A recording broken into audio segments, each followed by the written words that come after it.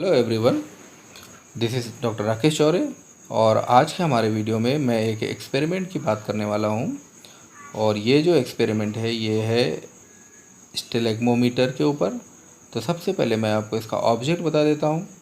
Object है to determine the surface tension of a given liquid at room temperature using stalagmometer by drop count method.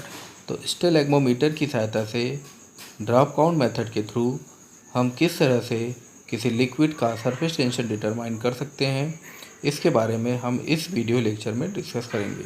इसके लिए मैं आपको सीधे laboratory ले चलता हूं और लेबोरेटरी में हम इसको परफॉर्म करते हुए देखेंगे। तो आइए चलते हैं लेबोरेटरी। हेलो एवरीवन, आज का हमारा जो एक्सपेरिमेंट है वो है सरफेस टेंशन निकालना। और सरफेस टेंशन हम निकालेंगे स्टेलेग्मोमीटर की सहायता से। ये कहलाता है स्टेलेग्मोमीटर, जो कि नंबर ऑफ ड्रॉप काउंट करके हम सरफेस टेंशन निकालते हैं। तो इसके लिए भी हमारे पास दो सॉल्यूशन होने चाहिए, एक अननोन लिक्विड का और दूसरा वाटर। तो सबसे पहले हम वाटर के साथ नंबर ऑफ ड्रॉप्स काउंट करते हैं। ये मेथड 3 बार यूज़ करते हैं, कैसे करेंगे मैं आपको बताऊंगा अभी। और उसके बाद फिर अननोन लिक्विड के सॉल्यूशन के साथ हम नंबर ऑफ ड्रॉप्स काउंट करेंगे और फिर हम सरफेस टेंशन निकालेंगे। और उसके लिए फिर हमको आरडी बोतल की ज़रूरत पड़ेगी, यानी फिर से डेंसिटी निकालनी पड़ेगी, क्योंकि इसके फॉर्मूले में डेंसिटी रिक्वायर्ड होती है अननोन लिक्विड की और वाटर की। तो इसके लिए हमको आरडी बोतल चाहिए पड़ेगी। तो सरफेस टेंशन निकालने के लिए आइए शुरू करते हैं हम हमारा एक्सपेरिमेंट स्टेलेग्मोमीटर के ऊपर। पहले मैं वाटर ले लूँगा और वाटर को इस तरह से हम शक करेंगे। यहाँ एक रबर की ट्यूब भी लगा सकते हैं और इसको ऐसे भी कर सकते हैं।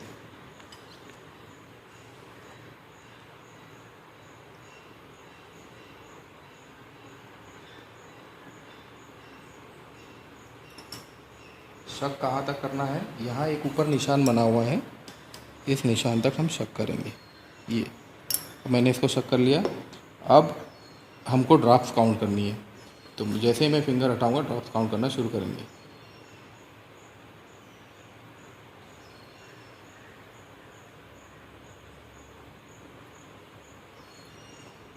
तो ये 17, 18, 19, 20, 21, 22, 23, 25, 26, 27, 28, 29, 30, 31, 32, 33, 34, 35, 36, 37, 38, 39, 40, 41, 42, 43, 44, 45, 46, 47, 48, 49, 50, 51, 52, 53, 54 54 ड्रॉप्स काउंट हुई है वाटर के लिए। अब हम ड्रॉप्स काउंट करेंगे अननोन लिक्विड के लिए। तो ये प्रोसीजर 3 टाइम्स के लिए वाटर के साथ करेंगे और 3 टाइम्स के लिए हम अननोन लिक्विड के साथ करेंगे।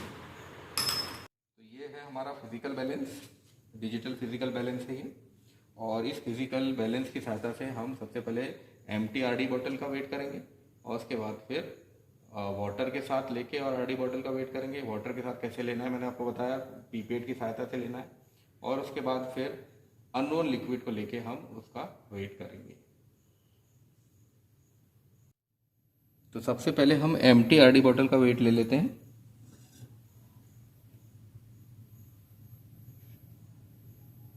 और एम्प्टी आरडी बोतल का वेट है 6.9296 ग्राम।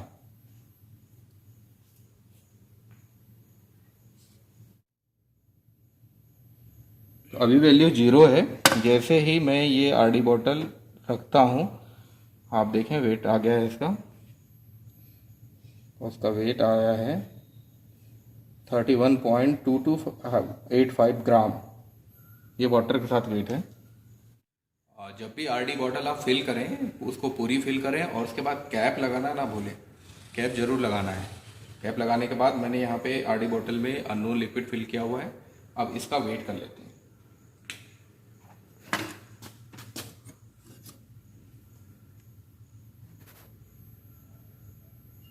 तो इस अननोन लिक्विड का वेट है 30.5150 ग्राम।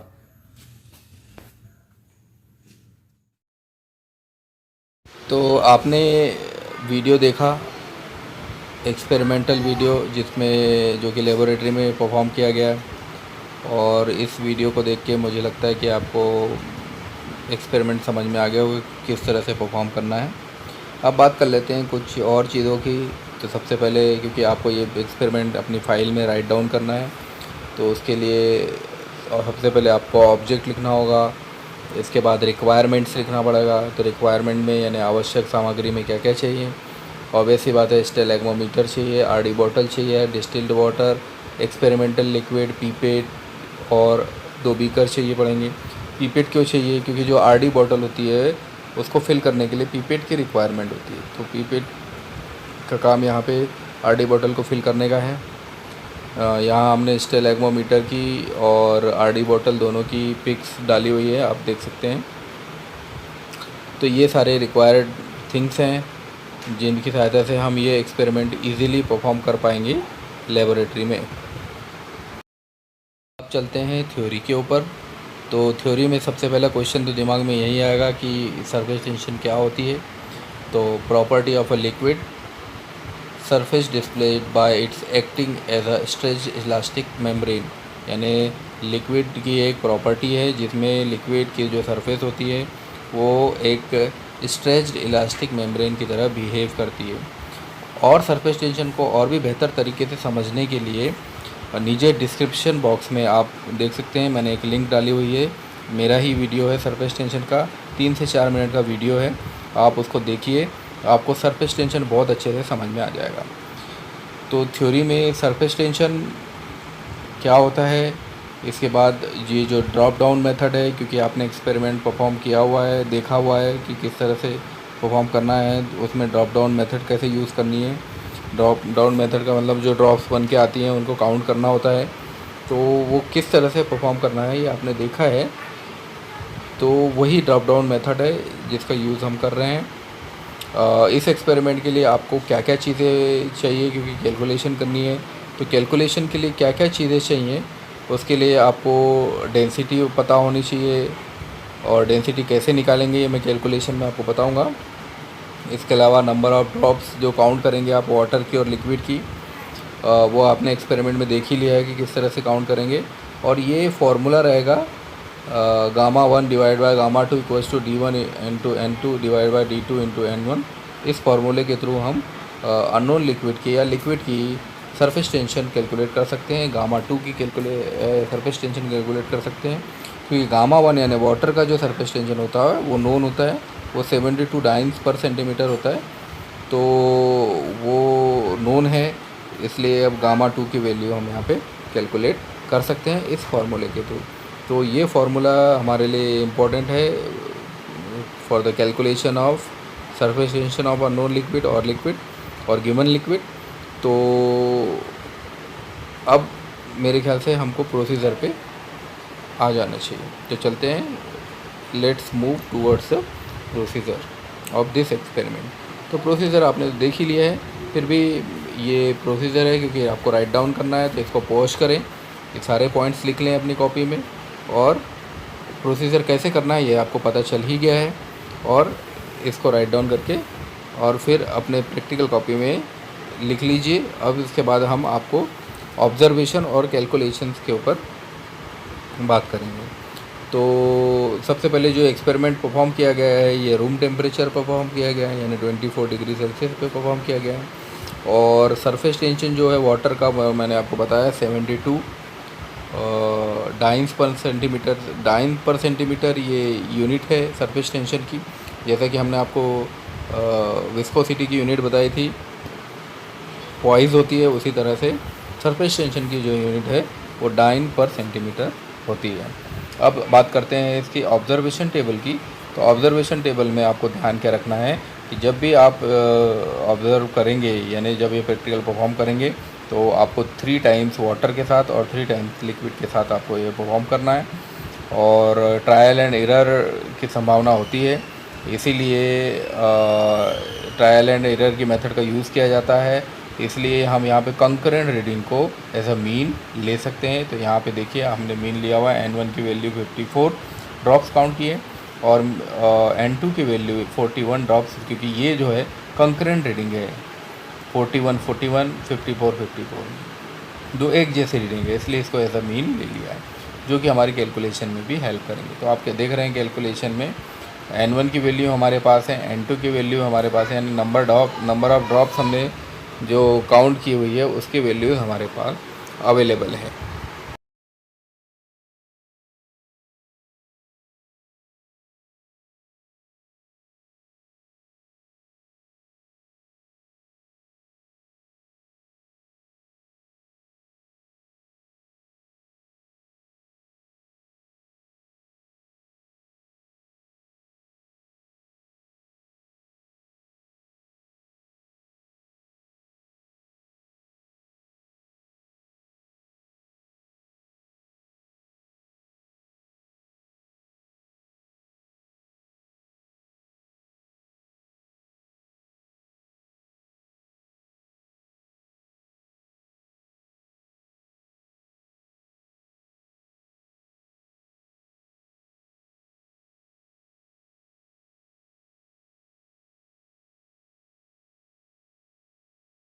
अब देखते हैं इसकी डेंसिटी कैसे कैलकुलेट करेंगे।